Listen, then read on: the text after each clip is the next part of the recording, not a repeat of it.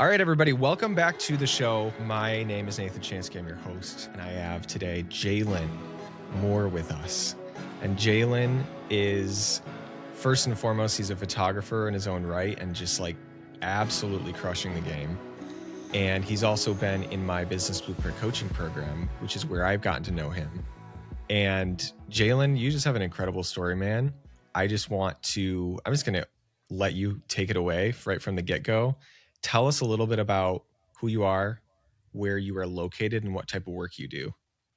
Yeah, sure. Hi, my name is Jalen Moore. Like Nate said, I'm a wedding and elopement photographer based out of Las Vegas, Nevada, the greatest city on earth. If you guys haven't been, I highly recommend. I've been in business for, I think this is like officially year 4. I've been in Nate's program for about a year. A little background on me. I'm actually not full-time currently in photography. I will be full-time starting next week. For the last almost 9 years, I've been in the United States Air Force. I'm a medic over there. And so I've kind of been juggling these two like double lives while trying to get my all over there, while also trying to build something for the future over here with my photography. A little just kind of, I guess, background on like me and like my whole like photo story. When I joined the military when I was 18, I'm 27 now, by the way. I joined the military when I was 18. When I was in my medical training, I met a photographer who was basically like part-time military that we call the reserves.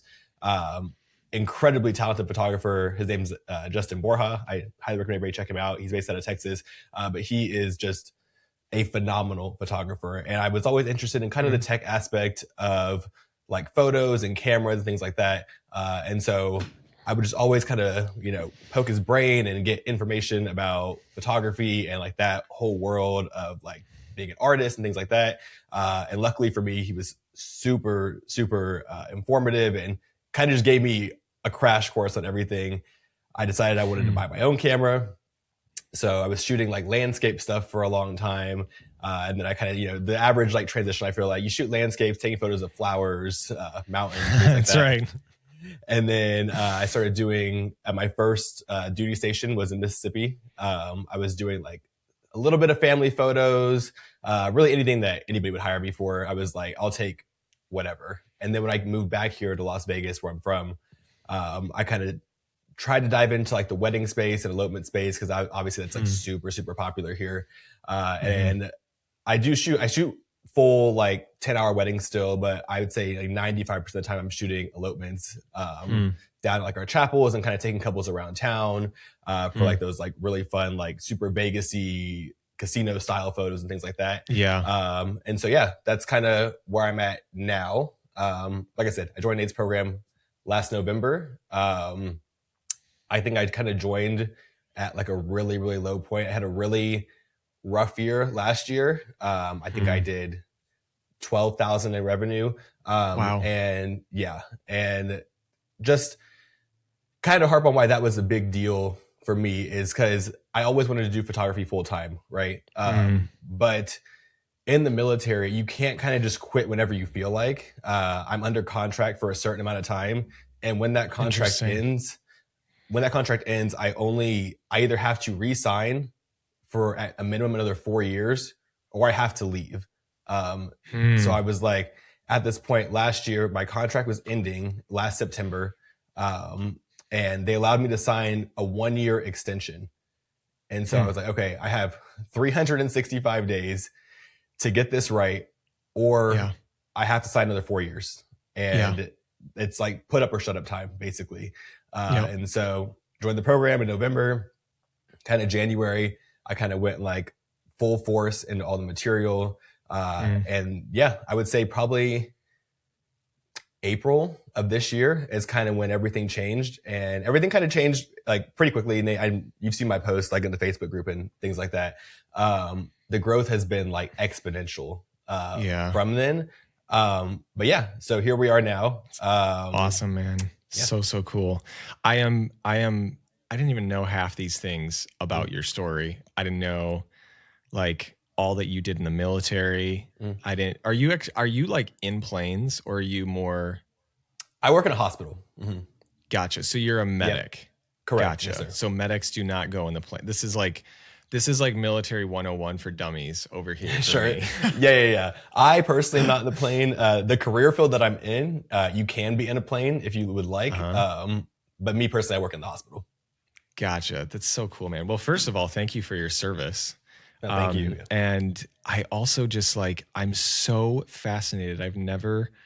It's funny. We have a lot of military wives in the program, but I don't think we've actually, I'm trying to think if we've ever had someone directly from the military in the program. And that is such a unique case of you going from that being, I mean, was that what you would consider like what you do full time, and that is what you're stepping out of? Correct. Yeah. So I'm there. Okay, like, so there's not like another job you also have on top of all of this. Nope. I'm there every day, Monday through Friday, 7 to 4. Yeah. You're like, I don't got time for another one. Right. Totally, man. So cool. I also am just like very curious. When was that moment where you thought to yourself, I think I should join a program, or I should look into some sort of coaching? Why did you see a need for that? Yeah, sure. So, funny enough, there is another photographer based out of Las Vegas. Her name's Madeline. She was in your program maybe like 2 years ago, and she is a local photographer. However, she shoots mainly out like in like the desert and the mountains, national park kind of thing. But I love her work. She's phenomenal. And I saw her website and I was like, dude, your website is just incredible. And we've been like Instagram friends, we like each other posts, comments on the posts. But I never met her personally. Yeah. And so I DM'd her one day and I was like, hey, like, how did you design your website? It's just like, it's incredible. And she responded, she was like, oh, it's a show it template. But I actually, I was in Nathan Chancey's program, if you follow him. And I was like, yeah, everybody follows him. And so she was like, I was in his program, and it was like very transformational in my business. So I was like, okay, that was probably like a year before I joined. And then I would always see you, like, hey, the program's opening, in a week. And then so on and so forth. Whenever you open it every like few months. And so I saw you post that you were opening. This is probably right after I signed my extension, where I was like, okay, I have 1 year. Like I have 1 year. I think you posted that you were opening it, and I DM'd you, and I was like, I'm just going to DM him. Like he might not see it, but let me just send him a DM. And I asked you, I was like, I feel like this would be beneficial, but I don't know if I'm where I need to be as like a photographer, as an artist, that I need to be focusing on like the business aspect. Cause most people like you're your own worst critic, right? Absolutely. And I was like, I think my photos are like decent, and you sent me like a 3-minute like audio message back, and you were like, dude, the problem is not the art. Like you have it down. And one thing that you said that was, I guess like eye-opening was you were like, no disrespect to any other photographers, but there are probably people with less talent that are doing much better than you, business-wise, just because they have that business side down. So, and I was like, I remember you sent me the audio message in my car, and I'm like listening to it with my ear, but there's other people in the car with me. And I was like, could I do this? Like, am I good enough as a photographer, for this to be like my career? So that was kind of the DM you sent me back was probably like the push that gave me. I was like, okay, whatever. I had no money. I was like, put on my credit card. I was like, if I can book one extra wedding that I wouldn't have booked otherwise, it's paid for. Right. So yeah, you opened it. I have signed up like within like 10 minutes, and yeah, the rest is like history, I guess. So cool, man. So cool. Yeah. It's so funny because obviously I get messages from people asking me a lot of those same questions. And it truly is like a matter of, I can look at someone's work and I can look at the way that they present themselves, and I can look at even just like the amount of years of experience they've been in. And pretty quickly I can tell if someone is in a good place for something like the business blueprint, or even just to take their business to the next level, because there absolutely is a place where I would say, at your stage in business, you're just first picking up a camera. You're just first figuring out like how to edit a photo for the first time. And you're really, maybe you're not quite there. I was there once too, but I remember, and I do, it's foggy because I just transparently send a lot of these messages, but I do, I foggily remember that message that I sent you and looking at your feed. And I was just like, oh my gosh, this guy, that's not his issue. Like his work is Sure. not his issue. That the talent and the skill is not the issue. And I resonate so much with that too, because that was for me what I always thought was the issue. I was like, I'm just not Right. a good enough photographer, or like, Right. I'm Yeah. just not a good enough personality. And then I looked at other people around me and I'm like, hold on a second.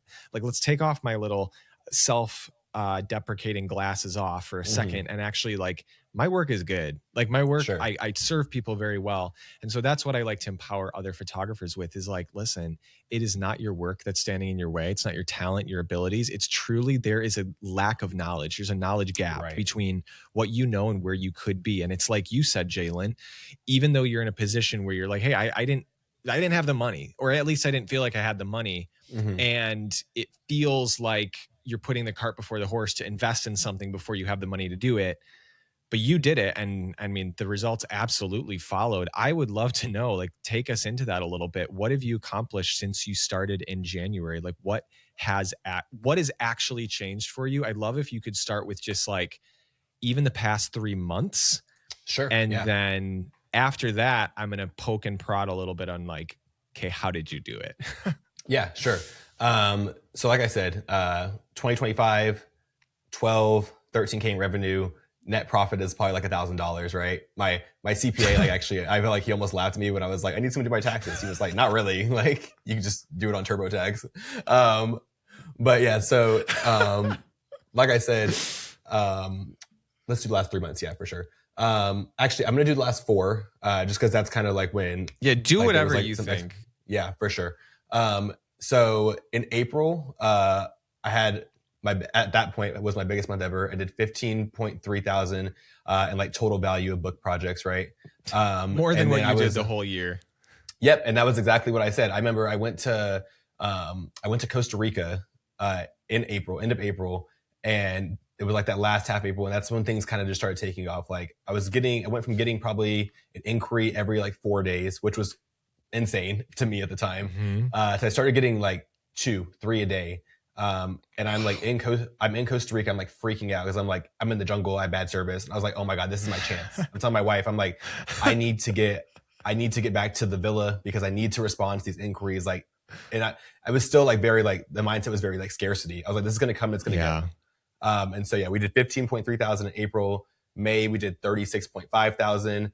June, we did 54.8 thousand. And July, we did 46,000. Oh my Yeah. goodness. And total, where are you even sitting for this year now? So total, my gross booked amount for 2026 is $168,675. Oh my gosh. And we're barely breaking August 5. That is Yep. so wild. So wild, dude. The fact that you've been able to do that in that amount of time actually just blows my mind.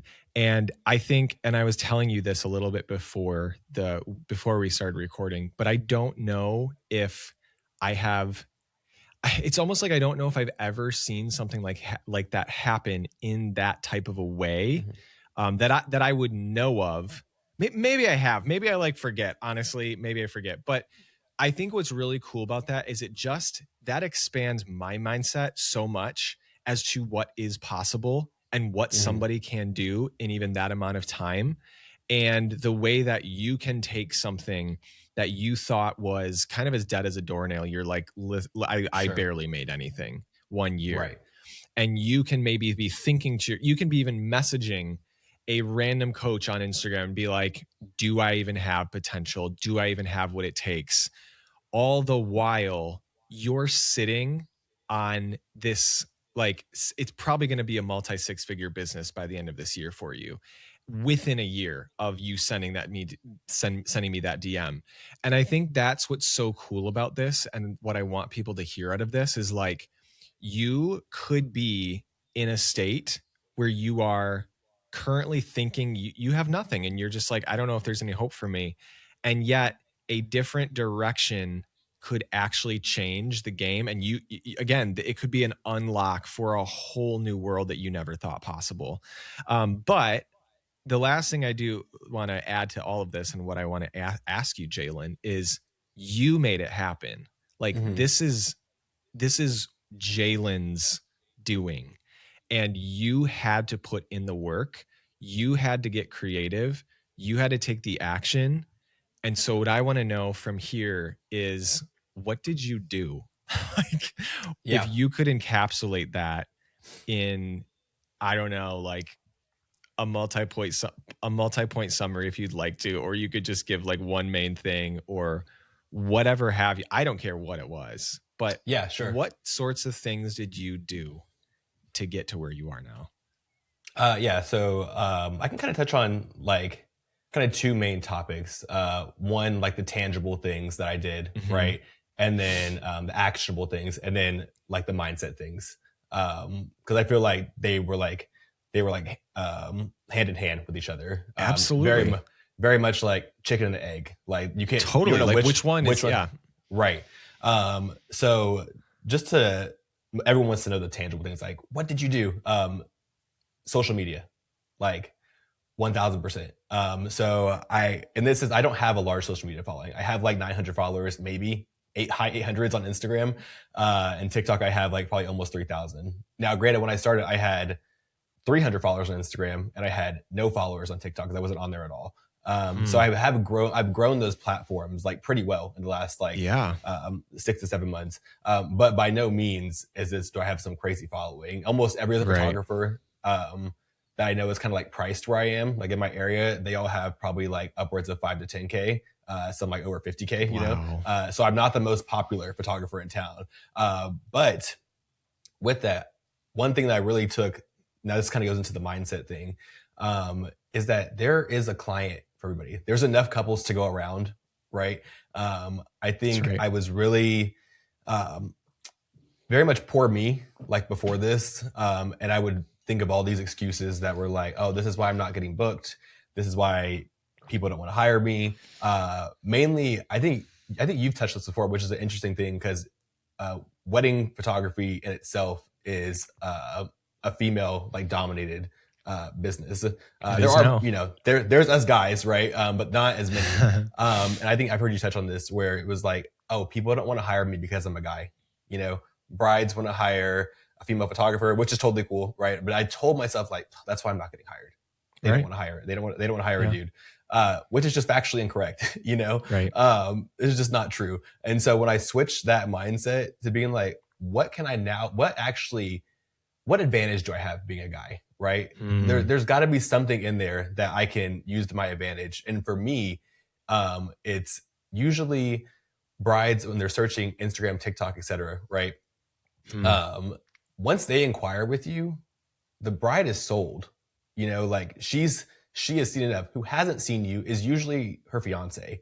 And so when I get on these calls with them, that's something I kind of like really like to harp on, because most grooms, they are like, okay, like whatever she wants, like I just want this to be easy. I don't really care about the photos, yada yada yada. But what I've really connected with them, like, listen, dude, I understand. Like, I'm gonna make it easy for you. Like, I'm gonna tell you where to be. And I think also just kind of learning who you are as a photographer and stop trying to be a little bit of everything and start embracing like your style as an artist.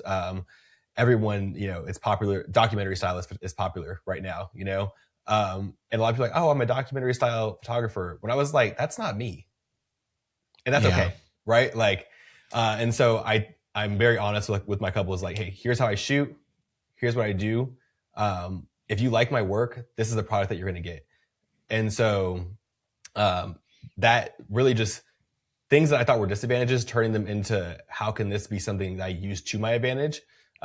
That's been probably the biggest thing. And then mainly overall, one thing I really want to touch on, I wrote this down before we got on here, is that the service that I provide is very important to me. I know you talk about your faith a lot, like in the course and on your social medias, which I find like super interesting, because I'm someone that, me personally, like, I'm not very religious, but the aspect of like acts of service is like super important to me. A lot of people take great photos, right? And so when they respond to my galleries and they're like, oh, I love my photos. I love that, right? Perfect. Thank you so much. I'm so glad you like the photos. But the biggest like compliment that means the most to me is during the session or at the end of the session or end of the day or whatever, when they say like, me and my wife comes to all my elopements with me. She carries the Mhm. bags. We're usually bouncing around the town, so she drives us from spot to spot. So when they tell us like this has just been a fantastic experience, like customer service wise, right? Mm. This has just been phenomenal. This is so much more than we thought. This is so much more than just photos. This has just Mm. been, you guys have made our day. And like I said, I'm shooting mainly elopement, so a lot of times it's just me, her, and the couple, and that's it. So it's a very intimate experience, and you don't really have like time to like kind of fall back into the background like you would at like a full day wedding. So you're Right. spending a lot of time with them. And also like, yeah, when they just, that is the biggest aspect for me. It's just kind of the customer service aspect of the whole thing and Yeah. making sure I'm providing an experience that is going to be memorable for them, and that Mm. they feel like enhance the day, versus Yep. kind of just like, oh yeah, this guy took our photos. It's like, no, Jaylen is our friend. Like Yeah. we remember him. We remember Heidi, who's my wife. That's a really big part of it. Totally, dude. Oh my gosh. Like there's so many pieces I want to pull out of that, Mhm. especially when you talk at first about like what sets you apart. Mhm. That's the advantage. Like being different than what everybody else is, that's where you can excel. Right. That's where you can be the different. Like there's a book called Purple Cow by Seth Godin, I want to say. And Mhm. it's all about how in marketing it's the thing that's different that has the Right. most marketing advantage in so many ways. And so oftentimes we look at ourselves in the sea of other photographers and we're like, why am I different? Like why am I like this gender as opposed to this preferable gender apparently, or Sure. why am I like this style instead of this style that I think is more preferable, whatever have you. And it's like, no, like this is me. I'm not going to sugarcoat that. I'm not Exactly. going to change that. I'm actually going to look for ways in which people are going to connect with me even more because of that. And I love that you got that, because I try to give people that sort of perspective, but it doesn't always land. So the fact that you got it, like you get Mhm. it, is just, it just makes my heart sing. And then what you also said about service, I am such a big believer in service and the fact that those who serve are those who win. Sure. It just, we've seen it for as long as humanity's been around. Like people who serve others, they will in the end win. And it's like this weird like catch 22 where it seems opposite, that if Right. you give so much of yourself that you would get so much back. But it's like what you're saying, Jaylen, it's being remark worthy. That's how you become remarkable, is because you are actually serving people at such a high level.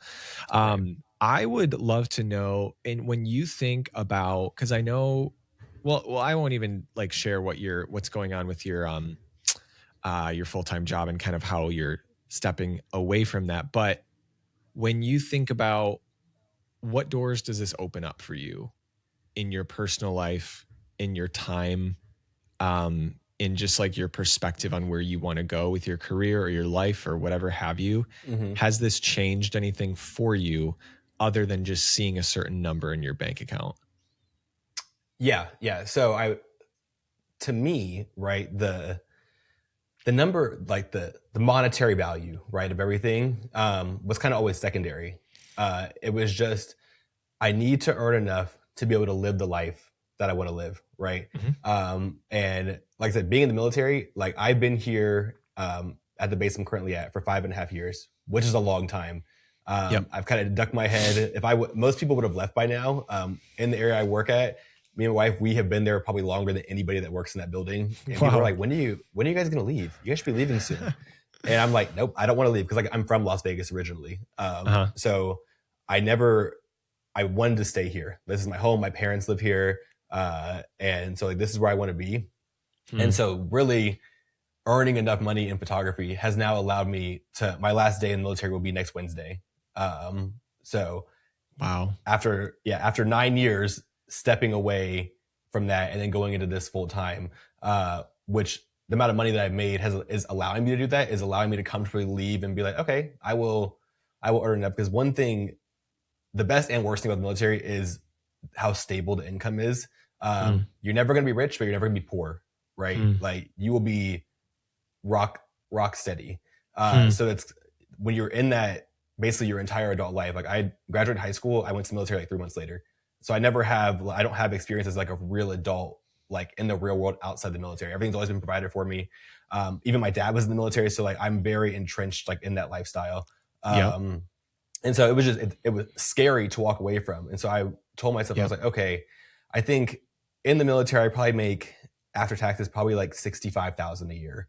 And I was like, okay, if I can just make 80 gross from photography, I will be kind of in that same ballpark when everything's all said and done. If I can just do that, I will be good. And now looking back, I do think that that was kind of limiting, where I was like, if I can just make 80, but I think had I shot for even higher, I would have been here even sooner.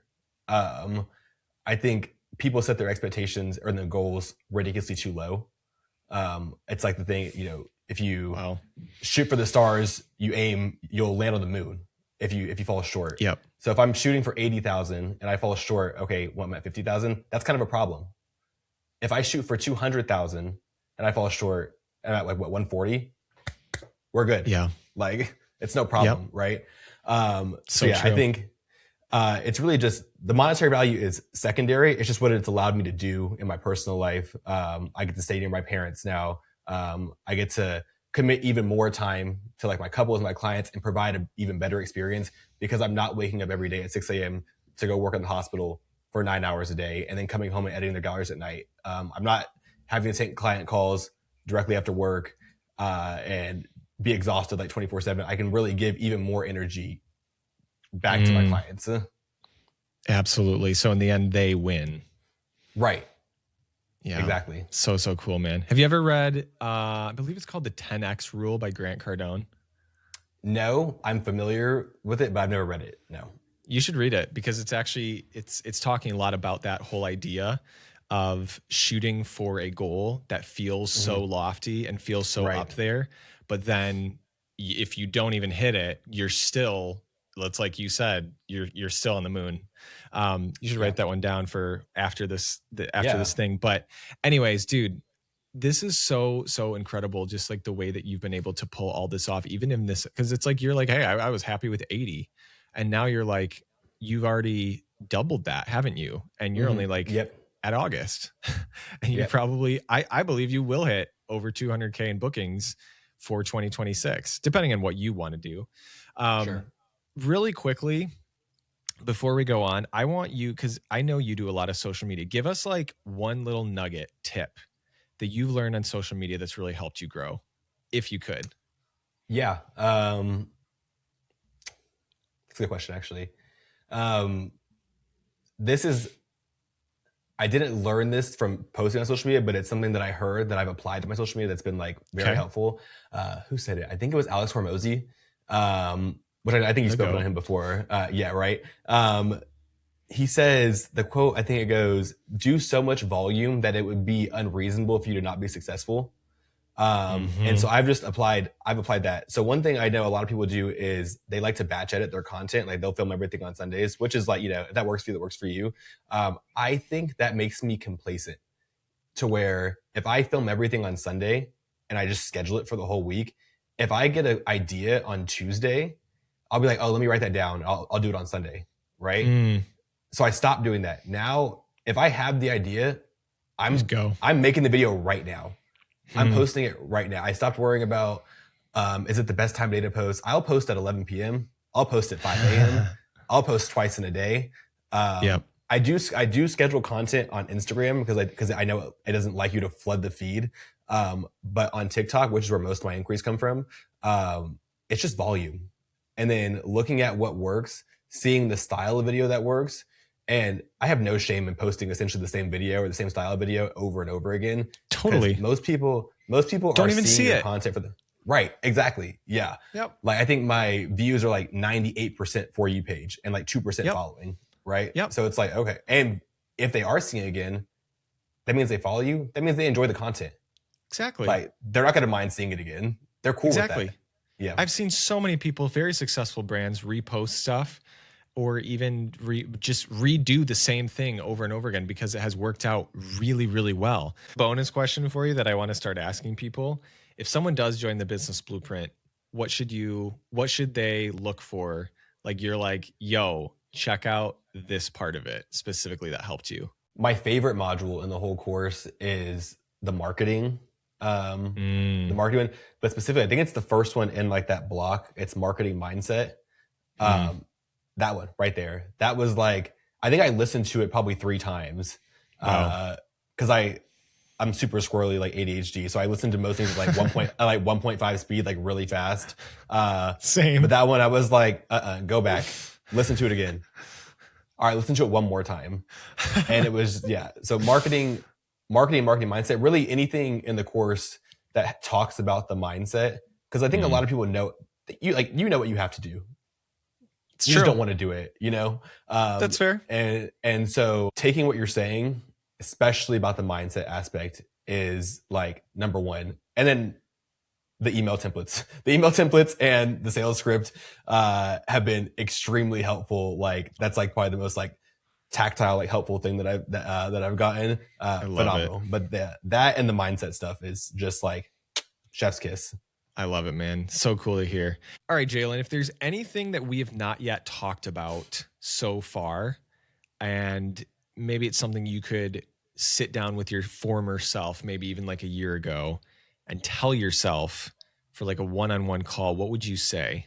I think it would be to just be confident in yourself, you know, and if there's something that you really want to do, that you're really passionate about, don't be afraid to just dive fully into it. I know a lot of times people talk about, oh, we need to have good balance. We need to have good balance. Whether it's work-life balance or like whatever. There are certain seasons of your life, I think, where it's okay to be unbalanced, right? It's okay to be obsessed with something and to put your all into it. In the military, I had a boss that I worked for probably mainly over the last like 2 years.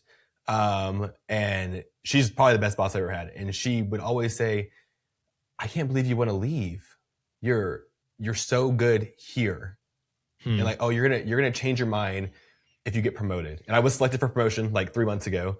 And they said, you're going to stay. You're almost halfway to retirement. You just got promoted. You're going to stay. And I said, I appreciate that you guys think that I'm good here and I'm successful here, which is true. But this is something that I'm not passionate about. So if I'm good at something that I'm not passionate about and that somewhere I don't want to be, imagine how good I could be at something that I am passionate about. Something that I do what I want to put my all into. If I'm good here, I can be great there. Right. Wow. I think a lot of people get stuck in that, like, good enough, you know, the job isn't too bad. It's not great, but it's not bad enough to leave, you know? Wow. And they kind of just get stuck there. And it's like, no, just go. If you're not fulfilled, then you're kind of just like standing in place. You're walking on a treadmill. You're not going anywhere. You're taking your 10,000 steps, but you're not making any progress. Right. Wow. So yeah, I think that's probably the biggest thing is just be okay to be unbalanced for a little bit. It's okay to put your all into things. And I know everybody's situation is different, right? Like I don't have any kids. I know some people, they have kids to look after, and I totally understand that.